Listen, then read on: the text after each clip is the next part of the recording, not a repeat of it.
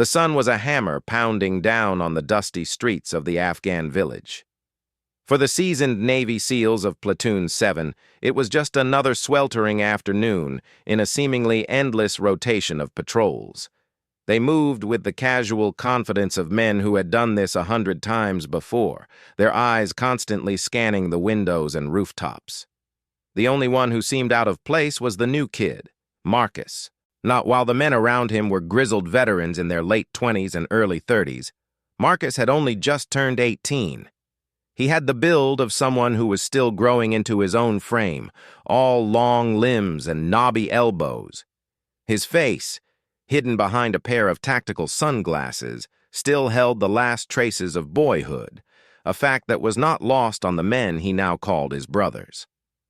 "Hey, killer," a burly operator named Jensen muttered with a smirk, clapping Marcus on the shoulder with enough force to stagger a mule.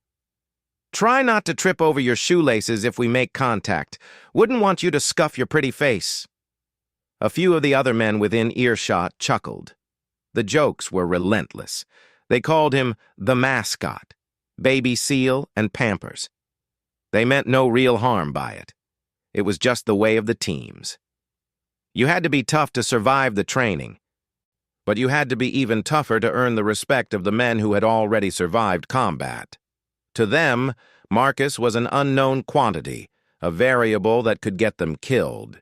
He carried the same heavy M110 semi-automatic sniper rifle as the other platoon marksmen, but in their eyes, he was just a kid playing dress-up. Marcus never responded to the taunts. He kept his mouth shut and his eyes on the windows. He had grown up in the high desert of Nevada, not far from the sprawling Hawthorne Army Depot. While other kids his age were worried about prom and video games, Marcus was a ghost. His father, a retired Marine, had taught him to shoot before he taught him to drive. But it was more than just marksmanship. Marcus had a preternatural sense of patience. He could lie for hours in the scrub brush, observing the movement of wildlife, learning the rhythms of the land. And he understood wind and angle and elevation in a way that felt more like instinct than learned knowledge. It was this raw talent that had made him a legend at the Scout Sniper course, where he had graduated at the top of his class, breaking records for target detection and fieldcraft. But records meant nothing here, in the dust and chaos of a real-world deployment. Here, he had to prove it. The platoon moved into a tighter section of the village, a warren of mud brick compounds connected by narrow, winding alleys. The air was thick with the smell of cooking fires and raw sewage. The chatter over the comms was relaxed, the men calling out their movements as they cleared each doorway. The patrol leader, a senior chief with a face like cracked leather and eyes the color of slate, brought the column to a halt in a small open square. He conferred with his point man, studying a hand-drawn map. It was a momentary pause, a chance to take a sip of water and adjust the heavy weight of their packs. It was in that moment of relaxed vigilance that the world exploded. The crack of the first shot was so loud it seemed to split the sky. It was followed instantly by the wet, sickening thud of impact. The point man, a popular operator named Roberts, crumpled without a sound, a cloud of pink mist hanging in the air where his head had been a second before.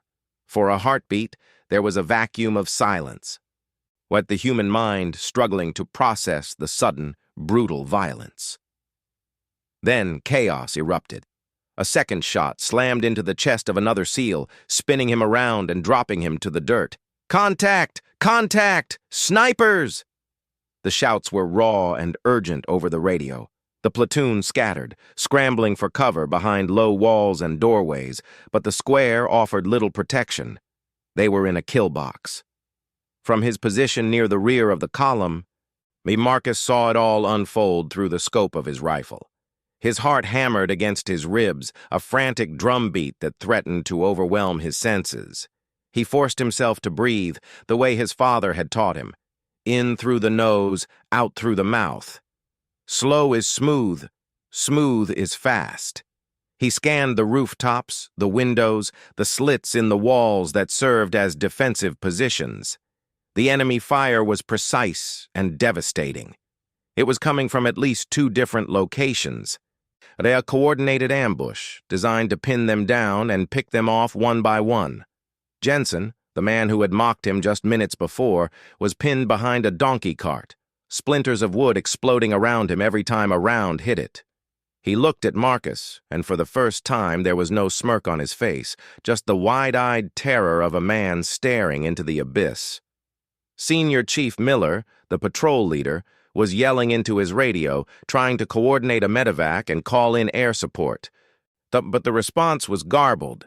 They were in a dead zone, the canyon walls and village structures playing havoc with the signal. They were on their own.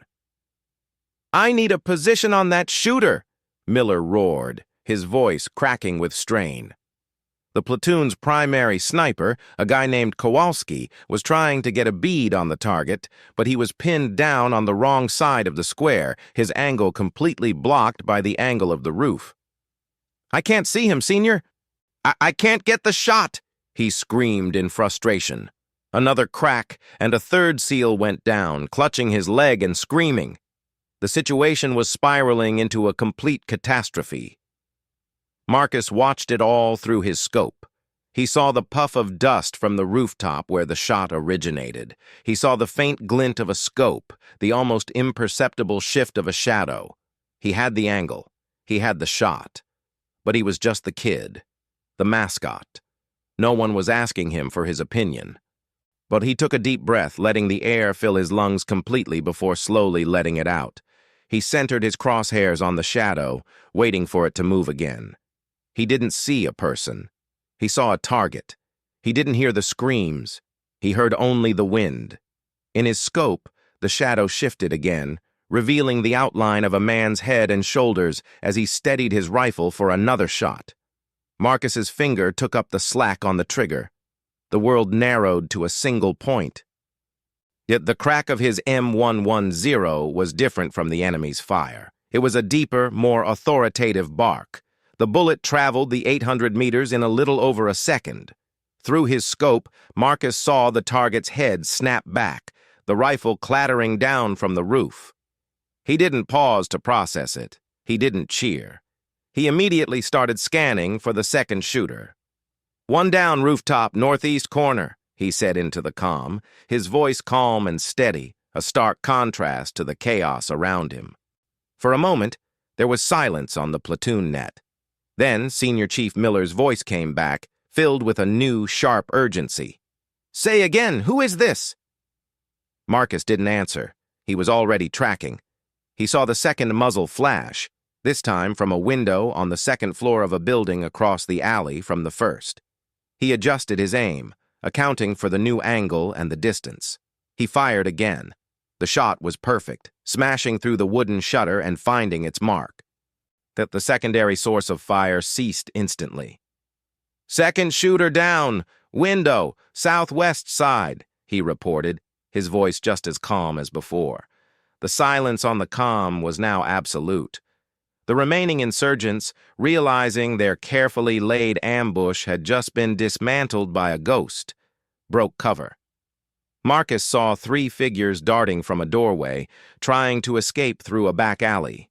He took a breath, exhaled, and fired 3 times in rapid succession.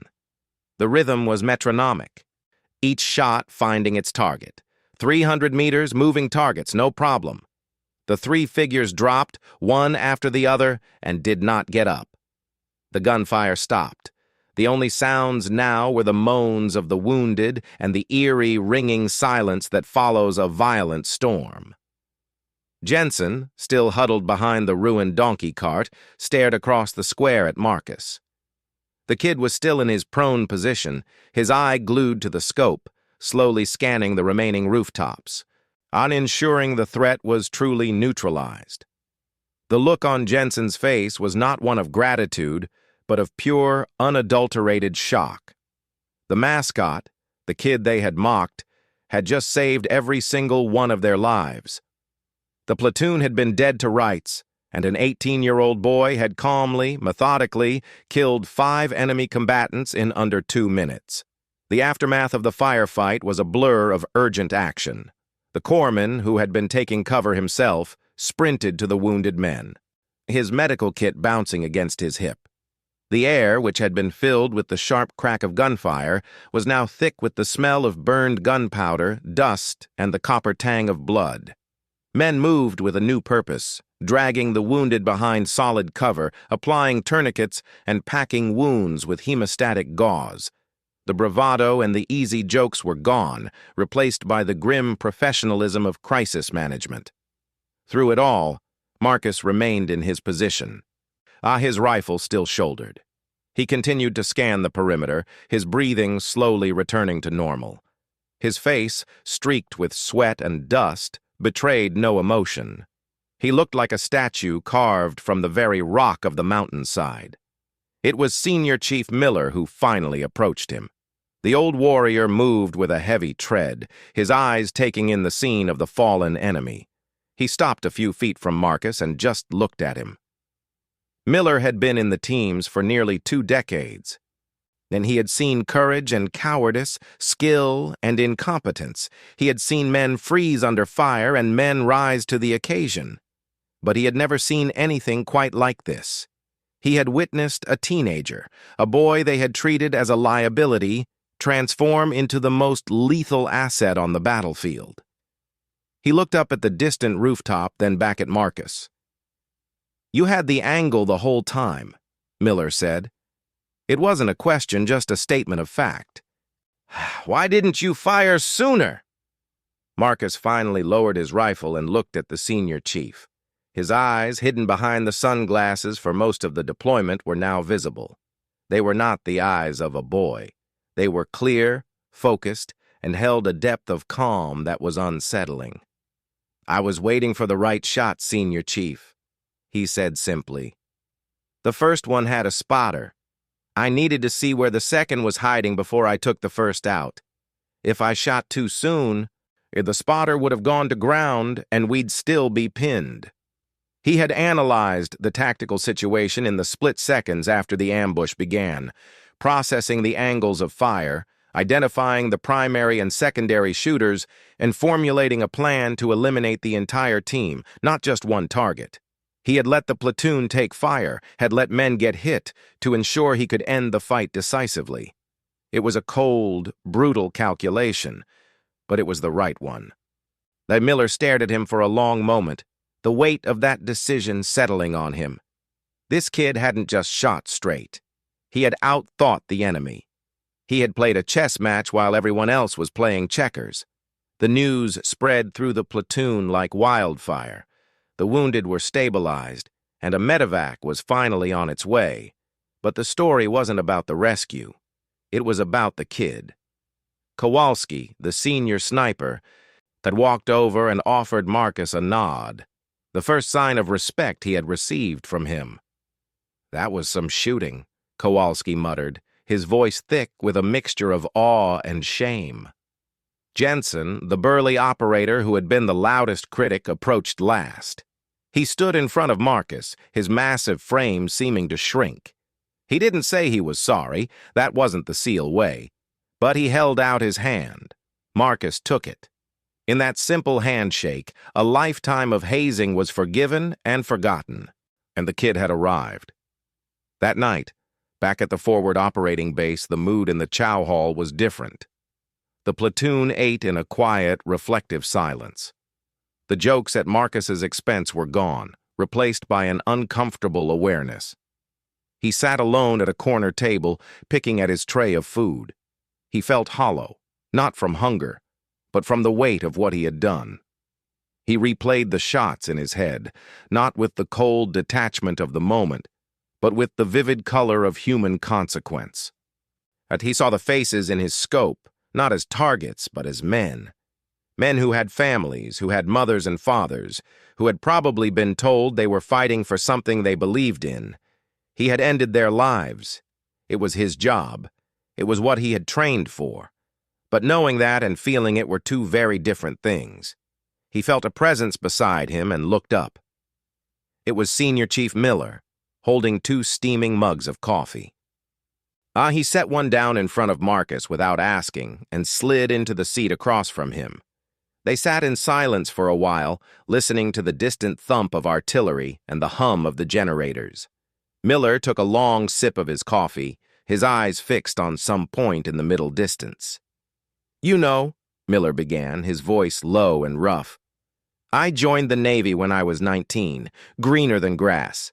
My first firefight, I pissed my pants, literally, froze up like a deer in the headlights. I had to be dragged to cover by my team leader." He shook his head at the memory. "Took me years to get over that fear. Some men never do." Marcus listened, saying nothing. Miller finally turned to look at him directly. "What you did today, that wasn't training. That wasn't luck. That's something born in a man, a thing that can't be taught." He paused, choosing his next words carefully. "But it comes with a price, kid. A heavy one. Those men you killed today, they'll visit you tonight. They'll visit you on your wedding day. They'll be in the room when your first child is born. You have to find a way to make peace with them, or they will destroy you." It was the most honest and vulnerable conversation Marcus had ever had with another human being. The senior chief wasn't praising him. He was warning him. He was welcoming him into a fraternity, but also telling him about the initiation fee. "I don't know how to do that yet, Senior Chief," Marcus admitted, his voice just above a whisper. Miller nodded, taking another sip of coffee. "Nobody does, kid. Nobody does. But you talk about it. You don't bottle it up. You lean on the men next to you. That's why we're here. That's the only reason any of us survived this job." He stood up to leave, but paused, placing a heavy hand on Marcus's shoulder. "You're not just a kid anymore, Marcus. You never were. Welcome to the Brotherhood." The days that followed were a strange new world for Marcus. And the mocking nicknames stopped completely. In their place was something far more valuable. Silence. It was a silence of acceptance, of belonging.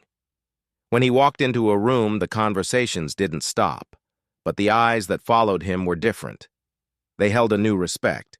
The kind of respect that can only be earned in blood. He was no longer the unit's liability. He was its insurance policy.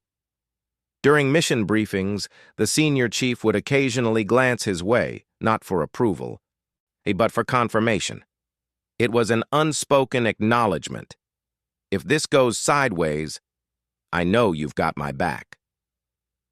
The platoon began to integrate him into their world. Jensen, who had once been his chief tormentor, became something of an unlikely guardian. He would sit next to Marcus during downtime, showing him pictures of his kids back in Virginia Beach, talking about the mundane details of life outside the wire. It was as if by saving his life, Marcus had been granted access to a private part of Jensen's world. They never spoke about the firefight, but it was the foundation upon which a new friendship was built. Even Kowalski, whose ego had taken a direct hit, began to treat Marcus as a peer. He would ask his opinion on wind calls and shooting positions, deferring to the younger man's judgment in a way that would have been unthinkable just a week prior. But for Marcus, the most profound change was internal, and the hollow feeling in his chest didn't go away, but it began to change shape. It was no longer just the cold weight of the lives he had taken. It was being filled, slowly, by something else. He started to understand what Miller had meant about the Brotherhood. It wasn't just a word they used in recruitment videos. It was a tangible force, a net that held you when you were about to fall into the abyss. The other SEALs didn't ask him if he was okay. They didn't treat him with kid gloves. And they just included him. They made him one of them. They shared their food, their stories, their fears. And in doing so, they showed him that he wasn't alone with his ghosts. The first time Marcus laughed, a real, genuine laugh, was 3 nights after the ambush. Jensen was telling an incredibly inappropriate story about a disastrous Liberty trip to Thailand involving a stolen monkey and a very angry street vendor. The story was so absurd, so utterly human, and that it broke through the armor Marcus had built around himself. He laughed until his sides hurt, and when he stopped, he realized the weight in his chest had lifted, just a little. Jensen caught his eye across the room and gave him a slow, deliberate wink. He knew exactly what he had done. He wasn't just telling a funny story. He was administering a kind of medicine. He was reminding Marcus that he was still alive, still young, still capable of joy. Weeks turned into months, and the deployment wore on, a grinding cycle of patrols, firefights, and heart-pounding raids. Marcus became an integral part of the platoon's rhythm. He was no longer a specialist who just shot a rifle. He was a thinker, a tactician. The senior chief began to rely on his instincts, using him as a second set of eyes on every operation. They moved through the rugged terrain like a single organism, each man knowing his role, trusting the others to do theirs. Marcus took more shots, some long, to some close, each one a split-second decision between life and death. The faces still came to him at night, but they were less frightening now. They were part of his history, part of the price he had paid to become the man he was becoming. He wrote letters home to his father, the retired Marine. He couldn't talk about the specifics, but he tried to convey the transformation he was undergoing. He wrote about the landscape, the people, the strange beauty of a place so full of violence, and his father wrote back in his usual terse style, but the pride seeped through the simple sentences. "Just do your job and look after your men," he wrote. "Everything else is just noise." Marcus clung to those words. They were a compass in a world that often felt like it had lost its moral bearings. The final mission of the deployment was a complex operation to capture a high-value target, a Taliban facilitator who moved through the mountain passes with impunity. The intelligence was spotty. Now the terrain was brutal, and the risk was extreme. It was the kind of mission that made even the most seasoned operators pause. As they loaded into the helicopters under a moonless sky, Marcus felt the familiar adrenaline surge. He checked his rifle for the 100th time, his movements automatic and precise. He looked around at the faces of his platoon, illuminated by the dim red glow of the cabin lights. These were his brothers. He would die for any one of them, and he knew, without a shadow of a doubt, that they would do the same for him. The helicopter banked hard, flared, and touched down in a cloud of dust. The ramp dropped, and the platoon poured out into the night, a dark wave of violence spreading across the landing zone. Marcus moved to his position, a rocky outcrop that gave him a commanding view of the compound below. He lay down in the dirt, making himself one with the earth, and peered through his scope. Below him, he could see the shadowy figures of his teammates as they breached the walls and cleared the buildings. The mission was a success. The target was captured without a shot being fired. As they waited for the extraction helicopters, Marcus watched the eastern sky begin to lighten with the first hints of dawn. He felt a profound sense of peace. He had come to this country a boy, and he was leaving it a man. He had been tested in ways he never imagined, and he had not been found wanting, and the mocking was a distant memory. The respect was a permanent part of who he now was. He was a Navy SEAL. He was a sniper, and he had finally, irrevocably, come home to himself.